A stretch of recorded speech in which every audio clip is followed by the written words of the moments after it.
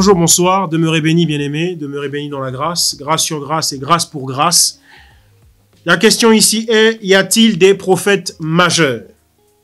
Y a-t-il des prophètes majeurs? Il y a certaines factions, certaines obédiences chez les chrétiens où on est friand de ces choses-là, on est friand de ce genre d'expression, prophète majeur, voyez-vous? Parce que très souvent, ceux-là revendiquent le fait d'avoir eu en leur sein ou d'avoir eu le fondateur de leur mouvement qui soit un prophète majeur. Hein, on a ça chez Kakou Philippe, on a ça chez Branham, on a ça chez Herbert Armstrong, on a ça chez Charles Taze Russell, on a ça chez Joseph Smith, on a ça chez pas mal de gens, pas mal de mouvements, pas mal d'obédiences, dites chrétiennes. Hein, dites chrétiennes à tort ou à raison d'ailleurs. Hein. Mais enfin, bon bref. Donc, y a-t-il des prophètes majeurs? La Bible elle-même ne parle pas de prophète majeur. L'expression prophète majeur n'est pas trouvée dans les Écritures. Ça n'existe nulle part dans les Écritures. Il n'y a aucune Écriture qui peut distinguer un prophète de l'autre en disant tel est prophète majeur et tel ne l'est pas. Hein? Par exemple, Ésaïe serait prophète majeur, Habakkuk ne serait qu'un prophète mineur, Malachie ne serait qu'un prophète mineur, Osée, Jonas, Amos ne seraient que des prophètes mineurs, etc., etc. Et là où à côté, Jérémie, Ézéchiel et qui encore, Ésaïe seraient par exemple des prophètes majeurs. Hein? Moïse serait un prophète majeur, etc., etc. Mais l'Écriture elle-même n'emploie pas cette distinction-là. Comme on dit, Dieu ne fait exception de personne. Dieu ne fait pas de distinction entre ses enfants. Les prophètes sont prophètes tout court. Il n'y a donc pas de prophète majeur, il n'y a donc pas de prophète mineur. D'autant que ces qualificatifs que sont majeurs et mineurs n'existent nulle part dans l'Écriture. C'est la théologie moderne qui a voulu faire exister ça, faire des différences, pour ensuite dire le fondateur de mon mouvement est un prophète majeur. Donner plus d'importance à quelques-uns et moins d'importance à d'autres.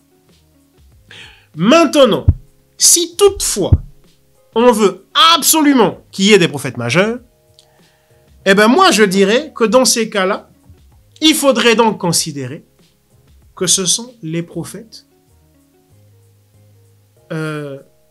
instaurateurs d'alliance. Instaurateurs d'alliance. C'est-à-dire Moïse, par exemple, qui va instaurer, Exode chapitre 20, l'alliance ancienne, d'accord? Et le Seigneur Yahushua, dans la chair, en tant que prophète, parce qu'il est aussi prophète, il est Dieu, mais encore il est tout en tous, il est aussi apôtre. Il est dit, considérez l'apôtre et le souverain sacrificateur de notre alliance, dans la lettre aux Hébreux, par exemple. Donc il est aussi apôtre, il est aussi prophète, d'accord? Il est aussi docteur enseignant, il est aussi pasteur, il est aussi évangéliste. Il est le ministre de la parole, par excellence. Puisque dans Éphésiens 4, 11, là-bas, il y a l'expression « comme ».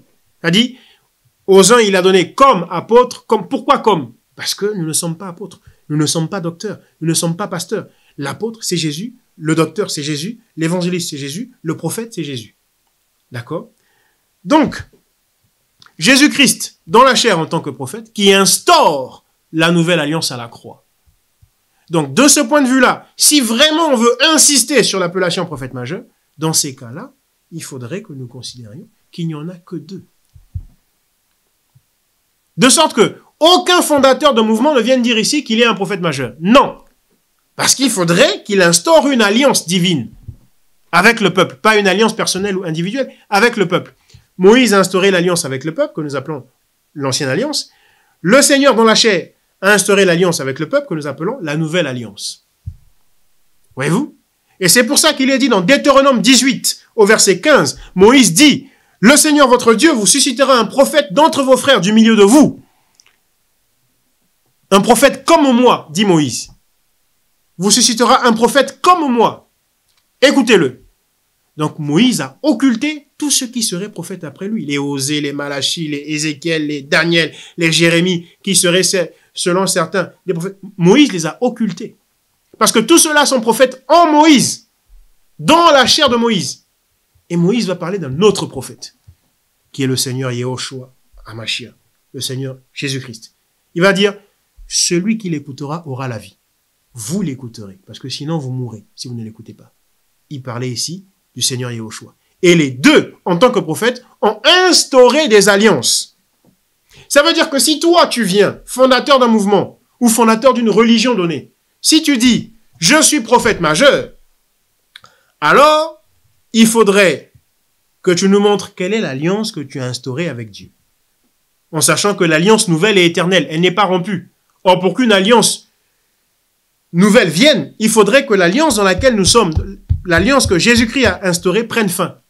Pour qu'il y ait une autre alliance encore, une troisième alliance. Il faudrait que la deuxième prenne fin. Or, la deuxième ne prend pas fin, elle est éternelle. C'est pour ça qu'il n'y a plus aucune autre religion qui peut venir après la foi chrétienne. Et il n'y a plus aucun autre mouvement, même chrétien, ou dit chrétien, qui va nous inventer une histoire de prophète majeur. Ça n'existe pas. Pour ces raisons que nous venons de vous dire. Demeurez bénis. Shalom.